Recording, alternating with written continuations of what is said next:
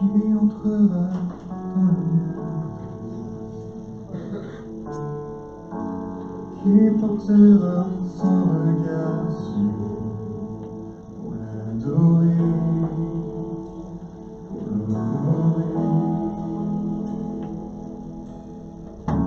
qui réjouira le cœur du ciel, qui lui offrira le chant.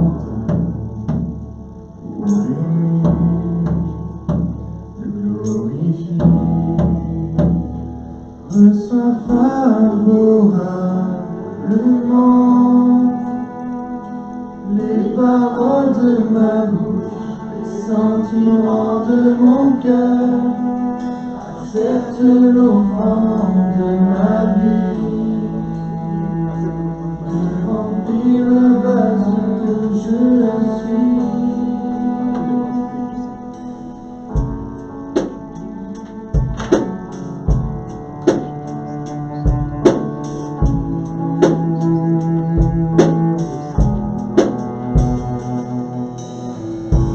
Qui recherchera sa main, qui demandera dans ses sagesses pour le servir, lui obéir, qui se lèvera pour le célébrer, qui portera le flambeau de la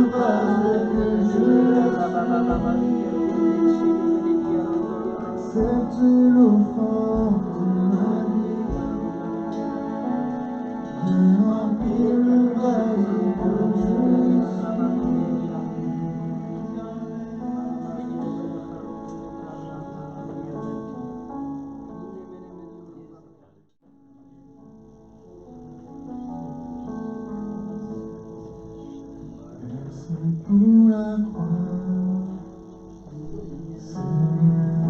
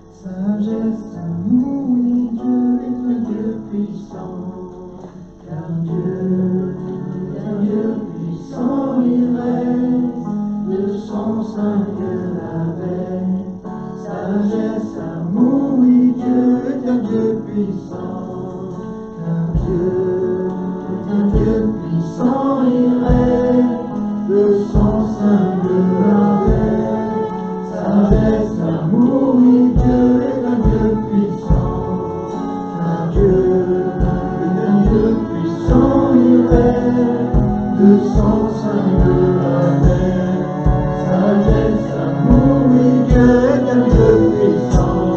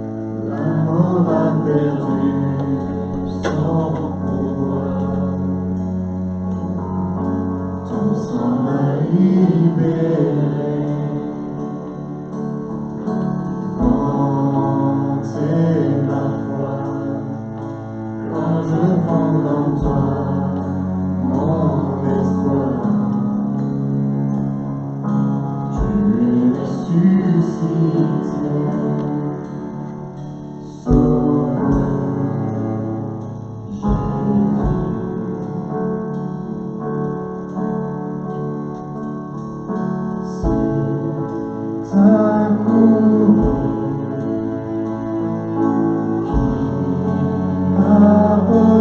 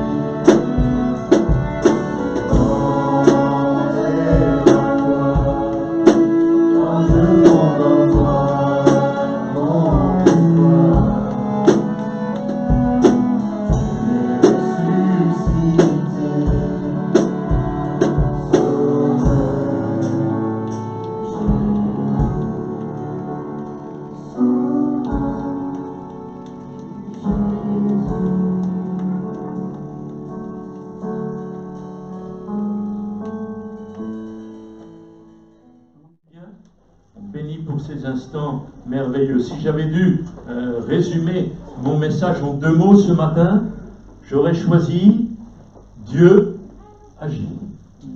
Dieu agit. Et je bénis Dieu parce que finalement, c'est ce qui s'est traduit dans notre temps de partage, dans notre temps de communion fraternelle. On a vu la main de Dieu à l'œuvre, et je crois qu'il va continuer de le faire. Dieu agit, Dieu travaille, c'est 2 mots également. Dieu est à l'œuvre, c'est un peu plus. Dieu agit pour nous, c'est un peu plus aussi. Mais c'est toujours une réalité, et c'est valable encore aujourd'hui. Dans un temps difficile que nous sommes en train de vivre, malgré la pandémie, bon, c'est vrai que c'est un peu loin maintenant, mais on en ressent quand même les conséquences, et je pense qu'on les ressentira encore pendant de nombreuses années. Même dans ce temps difficile, eh bien, nous voyons la bénédiction particulière de Dieu. Oui, Dieu est à l'œuvre. Il est à l'œuvre dans nos cœurs, il est à l'œuvre dans nos familles, il est à l'œuvre dans nos églises, il est à l'œuvre dans notre pays, alléluia, et puis il est à l'œuvre dans notre monde, dans le monde entier. Le Saint-Esprit agit. À Dieu soit la gloire. De partout, les églises vont de l'avant, grandissent, sont obligées de changer de locaux. Depuis la Covid-19, beaucoup d'âmes nouvelles ont rejoint nos églises, et même en parlant avec nos contemporains, pas forcément chrétiens, on se rend compte que finalement, Dieu est à l'œuvre dans notre pays. Dieu parle au cœur. Dieu fait une œuvre merveilleuse, certes en profondeur, qui n'est pas toujours visible, mais qui non seulement est très efficace et produit des fruits merveilleux pour la gloire du Seigneur. Et parallèlement, eh bien, je ne vois qu'une explication à tout cela. Le Saint-Esprit est à l'œuvre encore aujourd'hui. À Dieu soit la gloire. Dans beaucoup de domaines, dans beaucoup de vies, vous me direz, ah oui, mais il l'a toujours fait. Oui, certes, il l'a toujours fait, gloire à Dieu. Mais on sent que le Saint-Esprit agit davantage encore dans ces jours, dans ces temps de la fin. Le temps spirituel ce matin nous a rappelé que le Seigneur était à la porte, qu'il revient bientôt, qu'il revient pour prendre son Église. Et c'est pour cela qu'on désire que le plus grand nombre soit sauvé. Je vous propose ce matin de lire un passage dans le premier livre des Rois, au chapitre 18.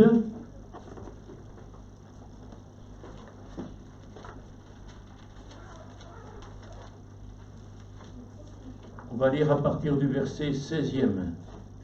1 Roi 18. Verset 16. Abdias étant allé à la rencontre d'Akab, il lui fit son rapport.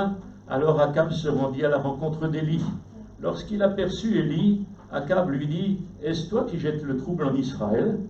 Élie répondit, « Je ne trouble pas Israël, c'est toi au contraire et la maison de ton père, puisque vous avez abandonné les commandements de l'Éternel et que tu t'es rallié au culte des Baals.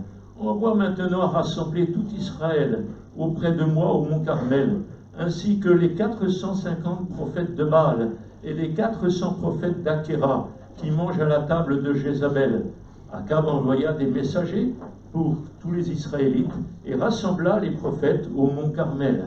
Alors Élie s'approcha de tout le peuple et dit, « Jusque à quand clocherez-vous des 2 côtés?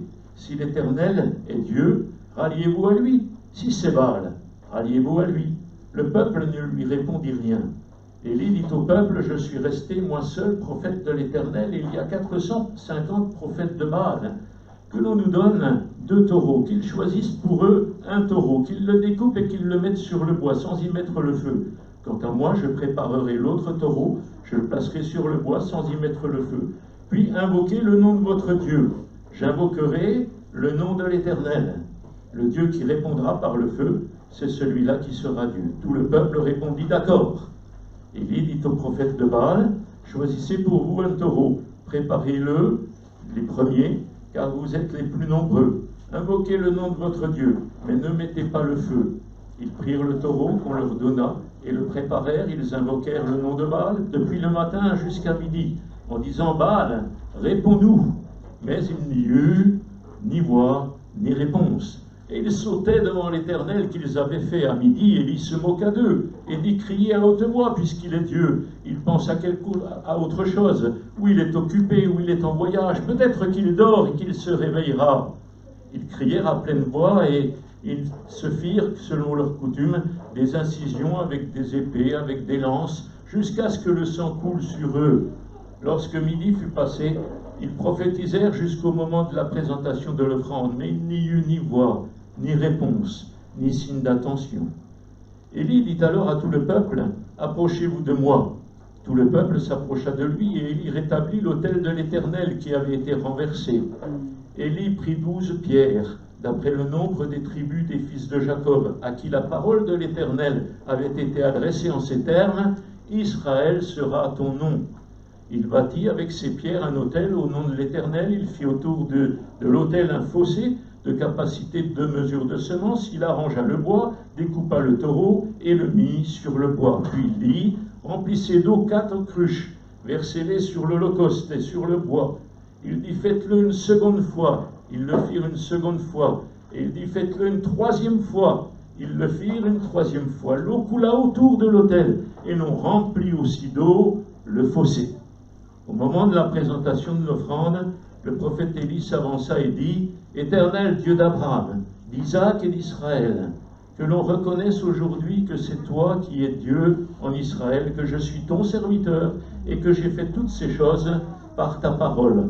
Réponds-moi, Éternel, réponds-moi, afin que ce peuple reconnaisse que c'est toi, Éternel, qui es Dieu, et que c'est toi qui ramènes leur cœur. » Alors le feu de l'Éternel tomba. Il consuma l'holocauste, le bois, les pierres et la terre. Il absorba l'eau qui était dans le fossé. Quand tout le peuple vit cela, ils tombèrent la face contre terre et dirent, « C'est l'Éternel qui est Dieu, c'est l'Éternel qui est Dieu. » Élie leur dit, « Saisissez les prophètes de Baal, qu'aucun d'eux n'échappe. » Ils les saisirent. Élie les fit descendre au torrent de Kishon, et où il les égorgea. Amen. Amen. Je vais essayer de dégager rapidement quelques principes de l'action du Seigneur dans nos vies à partir de ce texte que nous venons de lire. Le premier point que je pourrais relever, c'est que Dieu n'est jamais en vacances. Amen. Dieu n'est jamais en vacances. On rentre de vacances, là, pour certains. On a pris un temps de repos qui est salutaire, qui est efficace. Mais Dieu, lui, n'a pas besoin de ça. Il n'a pas besoin de prendre des congés. Il n'a pas besoin de prendre de vacances. Jour après jour, il est là pour nous. Jour après jour, il entend nos prières. Jour après jour, il agit dans nos vies. Alléluia. On a un Dieu qui est merveilleux. Ah, j'aime bien le verset 27 de notre texte, où vers midi, Élie va se moquer des autres prophètes. Il dit, criez plus fort. Peut-être qu'il a l'oreille difficile, un peu comme moi. Puis, criez plus fort, puisqu'il est Dieu, il doit être plongé dans ses réflexions. Peut-être qu'il est très occupé, il pense à autre chose. Il a dû s'absenter, il a une obligation urgente, dit une autre version. Ou bien il est en voyage, ou bien il dort. Il faut le réveiller. Alors peut-être que Baal et Akira étaient en vacances, ça c'est possible, c'est possible. Mais notre Dieu à nous, eh bien, il n'est jamais en vacances.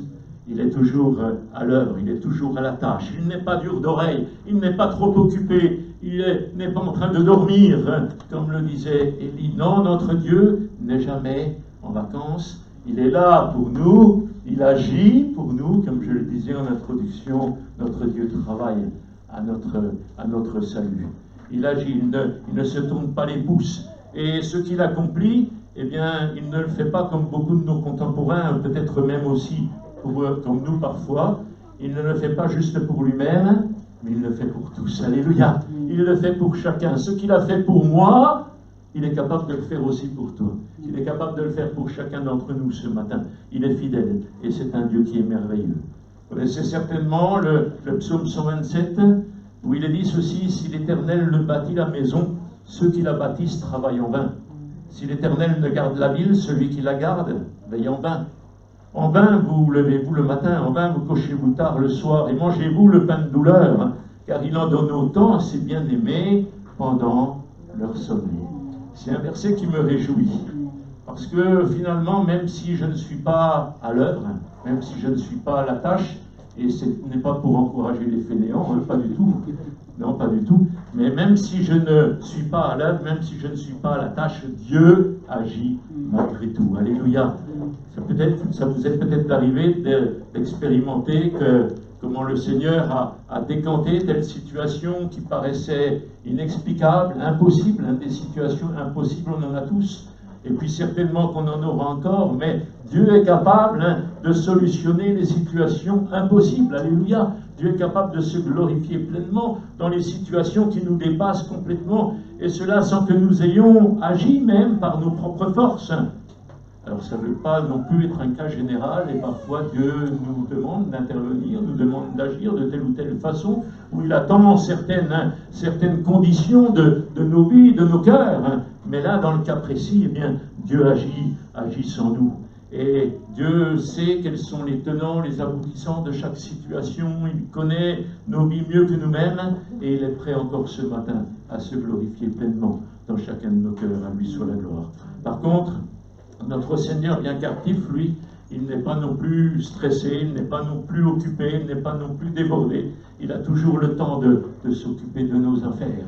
Il a toujours le temps de s'occuper de nous. Il est toujours là pour s'intéresser à notre cause, à notre problème. Quand on fait appel à lui par la prière, eh bien, il n'a pas un répondeur téléphonique qui nous dit « Ah, merci pour votre appel, mais je vous répondrai plus tard. » Non, il est toujours là. Il répond à nos appels, à lui soit la gloire.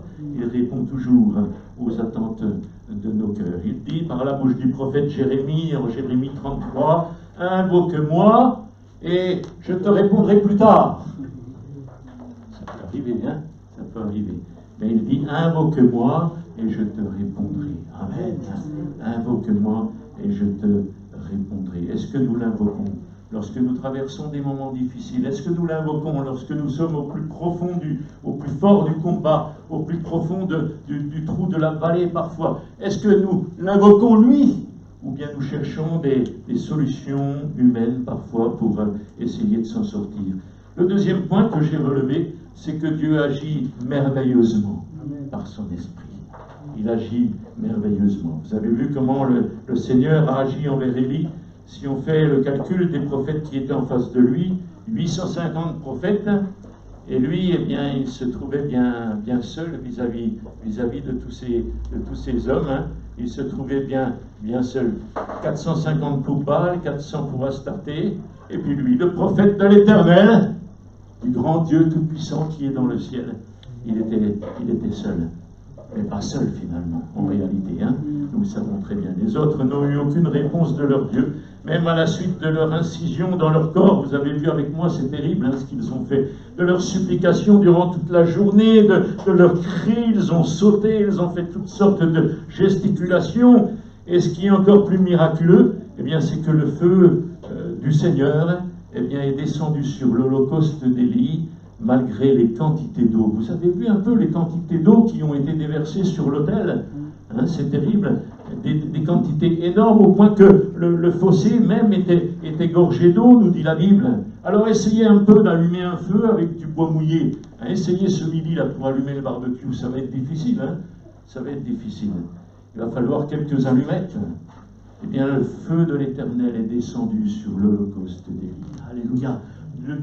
Notre Dieu est tout-puissant, notre Dieu agit merveilleusement, il agit puissamment dans nos vies par le Saint-Esprit. Le jour de la Pentecôte, dans Acte 2, on lit cela, nous pouvons aussi constater comment Dieu va agir, comment Dieu va se glorifier, en envoyant son Esprit sur les croyants réunis à Jérusalem, et quel a été aussi l'effet merveilleux, l'effet glorieux de cette effusion de l'Esprit. Acte 2, verset 8 nous dit: comment se fait-il que nous les entendions chacun dans notre propre langue, notre langue maternelle, parthes, mèdes, élamites, crétois, arabes, nous les entendons parler dans notre langue des merveilles de Dieu. Si ça, c'est pas miraculeux, dites-moi d'où ça vient. Il n'y a que Dieu qui est capable de faire des choses comme cela, n'est-ce pas?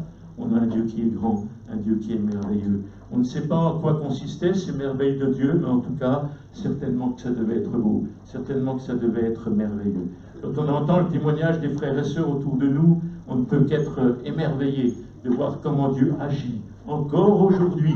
Et il agit de façon puissante. Rien ne l'arrête, comme au temps d'Élie. Alléluia! Ah oui, j'avais mis dans mes notes, tout le monde va dire Amen. Alléluia, notre Dieu est grand. Je suis sûr que nous pourrions ici, les uns les autres, raconter, on ne va pas prendre le temps, ça prendrait trop de temps, mais comment Dieu s'est manifesté dans nos vies, comment Dieu a agi miraculeusement, comment Dieu a ouvert la mer, comme on l'a chanté ce matin, pour pour nous faire sortir de l'Égypte. Notre Dieu est grand, alléluia, il est tout puissant. Il y a un vieux chant que l'on chantait quand nous étions dans le groupe de jeunesse avec ma femme, il y a longtemps, il y a longtemps. Dans le monde entier, le Saint-Esprit agit. Dans le monde entier, comme le prophète l'a dit. Dans le monde entier, le Seigneur répand sa gloire, remplissant tout l'univers, comme l'eau couvre le fond des mers. Dans le monde entier. Mais ce qui est important aussi, c'est qu'il agisse dans chacun de nos cœurs, dans chacune de nos vies, amen, qu'il agisse aussi dans nos familles. Certes, il agit dans le monde entier, mais je veux le voir aussi agir dans ma vie, je veux le voir agir dans la vie de mon frère, de ma sœur, je veux le voir agir dans mon église, je veux le voir agir dans mon pays, je veux voir le Seigneur agir, et ce qui est sûr, c'est qu'il le fait, il le fera, à lui soit la gloire. Troisième point, l'abondance de la bénédiction est accordée par l'Esprit. Je vous propose pour cela de lire dans l'évangile de Jean, chapitre 7, et au verset 37. Évangile de Jean, chapitre 7, verset 37, on lit ceci. Le dernier jour, le grand jour de la fête, Jésus debout s'écria, comme j'aime les paroles du Seigneur, si quelqu'un a soif, qu'il vienne à moi et qu'il boive. Celui qui croit en moi, des fleuves d'eau vive couleront de son sein, comme dit l'Écriture. Il dit cela à propos de l'Esprit que devaient recevoir ceux qui croiraient en lui. Amen. Et nous sommes ceux-là ce matin. Toi et moi, nous sommes de ceux-là. Ceux qui croiraient en lui. L'Esprit que devaient recevoir ceux qui croiraient en lui. Cette parole de Jésus, elle est adressée à toute personne. Elle est proposée, elle n'est pas imposée. Si quelqu'un a soif, vous avez vu, il n'y a aucune imposition là-dedans. Si quelqu'un a soif, la seule condition pour bénéficier de ces fleuves d'eau vive, eh bien, c'est d'avoir soif. Est-ce que vous avez soif ce matin?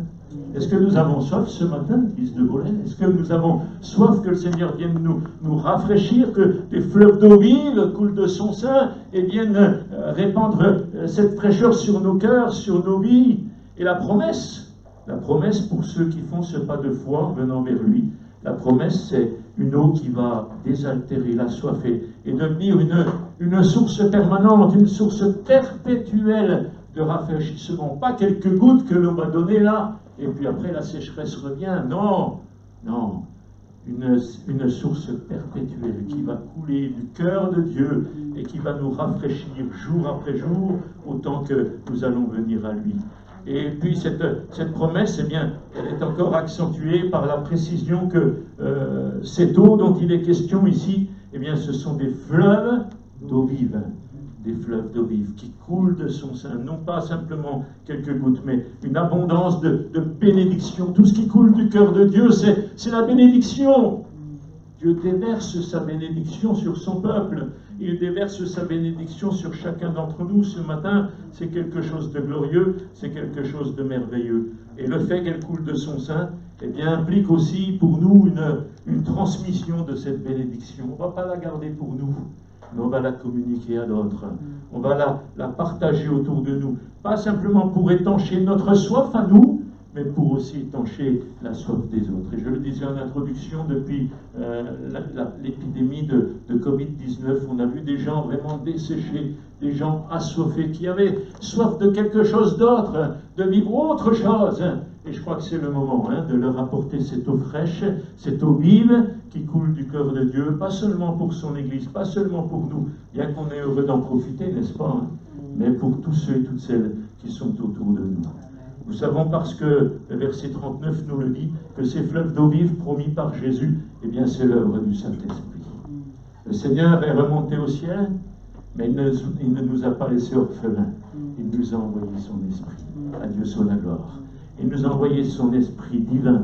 Et il dit cela, le verset 39 nous dit, il dit cela à propos de l'Esprit que devaient recevoir ceux qui croiraient en lui. Nous pouvons le recevoir. Tu peux aussi le recevoir si tu ne l'as pas encore reçu. Tous ceux et toutes celles qui croient en lui, eh bien, peuvent le recevoir. Ça veut dire aussi que quiconque croit en Jésus, quiconque se convertit à lui, eh bien, reçoit cet esprit et est vivifié par cet esprit qui le rafraîchit, qui inonde sa vie. Paul souligne cela en Romains 8, il dit, si quelqu'un n'a pas l'esprit de Christ, il ne lui appartient pas. Sous-entendu que si quelqu'un a l'esprit de Christ, il lui appartient, n'est-ce pas? Amen. Amen. C'est le signe de notre appartenance à Jésus. Seigneur, je suis à toi. Ton esprit est en moi. Alléluia. Quelle grâce et quel privilège merveilleux. Et puis, quatrième point, Dieu demande d'être soumis à son action. Ah oui, il veut agir. On l'a vu en introduction, Dieu agit, Dieu travaille. Mais encore faut-il qu'on le laisse faire. Encore faut-il qu'on l'y autorise. Le Saint-Esprit, quand il agit, il va bousculer parfois nos habitudes.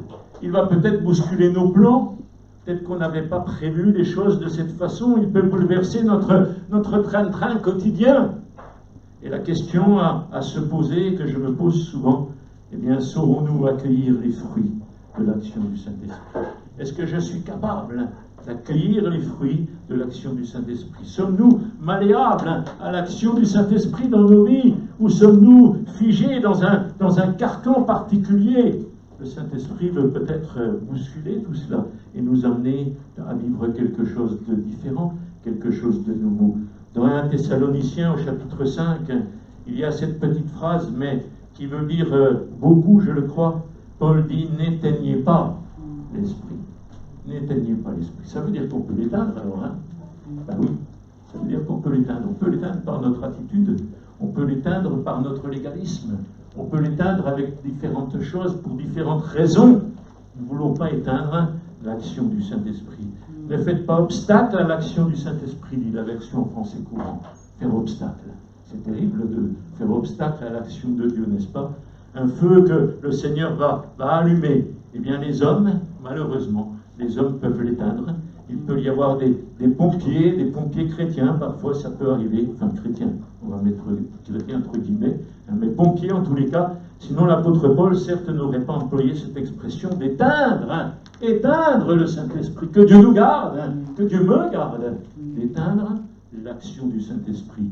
Si le Seigneur me parle, eh bien, serais-je disposé à l'écouter? Si sa parole m'interpelle, et j'espère qu'elle va nous interpeller ce matin, eh bien, serais-je capable de lui obéir et d'entrer dans son plan, dans ses projets? Si Dieu agit, est-ce que je suis capable de le laisser agir, même si c'est dans ma vie, même si c'est dans ma famille, même si c'est autour de moi, même si c'est dans mon église? Est-ce que je vais le laisser agir? Laissons-le faire, laissons-le diriger. Le Seigneur agit toujours de manière spectaculaire, miraculeuse, mais pas que. Parfois, on voit Dieu agir même sans s'en rendre compte. On dit, ah, mais au fait, c'est vrai, il y a telle situation qui a évolué, il y a telle situation qui a changé. On ne s'en est même pas aperçu, on ne s'en est même pas rendu compte, mais Dieu l'a fait. Alléluia! On a un Dieu qui est grand, un Dieu qui est merveilleux. Il agit de manière tout à fait naturelle, discrète même parfois. Je le disais, on ne se rend même pas compte, mais il agit en profondeur.